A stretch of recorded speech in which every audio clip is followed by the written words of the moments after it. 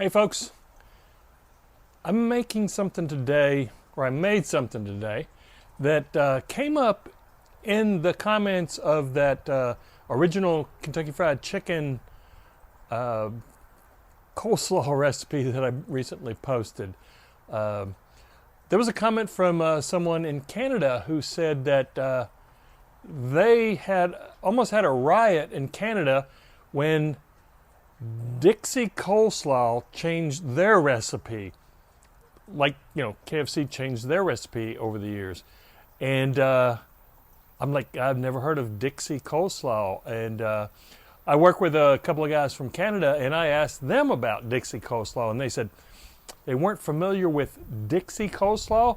I said, well, it's like a bright greenish color. And they're like, oh, yeah, I've had green coleslaw. Yeah, it's very popular. We love it. And I'm like, okay, that really got me intrigued. So I wanted to do some research on Dixie Coleslaw. And there's one that's particularly popular is Johnston's. And so I started looking into it, and I came up with a recipe for my own. Their recipe is a little different because of the industrial size. They use like dry or frozen egg yolks and oil, and it's an emulsion.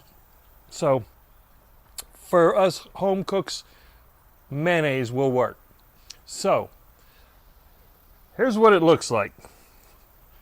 It's pretty bright green.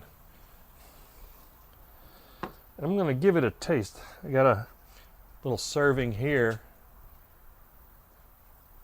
And it is very simple. And I'm going to give it a try, see what I think, and then I'll show you how to make it. Another bite of that.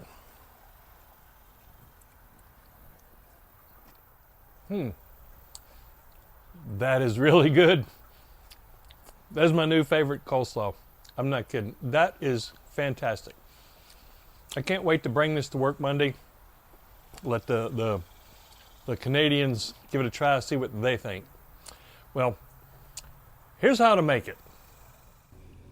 Okay, I'm going to start by making the dressing. So here I have a cup of my extra heavy Hellmann's mayonnaise, and then 3 tablespoons of sugar, 2 tablespoons of white vinegar, a tablespoon of just regular yellow mustard,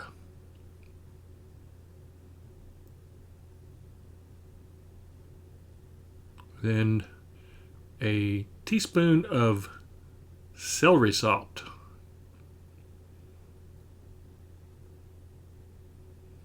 celery salt goes really good with coleslaw. Then just give this a good mix. Now we got a nice smooth dressing. And because the Dixie Coleslaw is a pretty brilliant green, we're going to use some food coloring. And this, I found, this is Adam's extract. It's completely free of any artificial dyes. It's all natural. It's made with like fruits, vegetables, herbs. So you don't have to worry about, red dye number 40 or whatever. So I'm going to start by using a little bit of yellow, a few drops of yellow and blue to create green. So yeah, I gotta say these all natural food colorings do look great. That's a nice yellow. So let's add a few drops of blue. And you kind of got to play around with how many drops you want to add. If you're using like regular food coloring, maybe just less, because that stuff is really, really powerful. So I'm just going to use a few. Kind of play around with it until I get the color I want.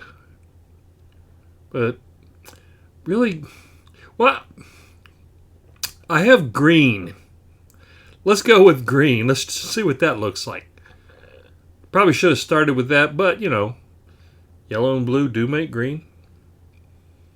So let's start with a few colors, or a few drops of green, and then we can add more if we need to. This is the first time I've used these natural food colorings. And maybe just a little bit more, because from what I've seen, this Dixie Coleslaw is pretty green. So just a few more drops. Let's see. Okay, yep, that's getting there. Okay, I think we're good.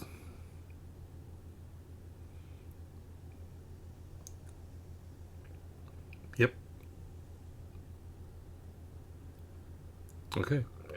Now let's add this to the some coleslaw, or to some cabbage. Here I've food processed, chopped up a bunch of cabbage. This is about a medium-sized head, probably about 8 cups. And you want this to be really fine, just like the KFC coleslaw. You want that cabbage to almost be like the size of rice. See, that's perfect. Okay, let's blend in our green dressing.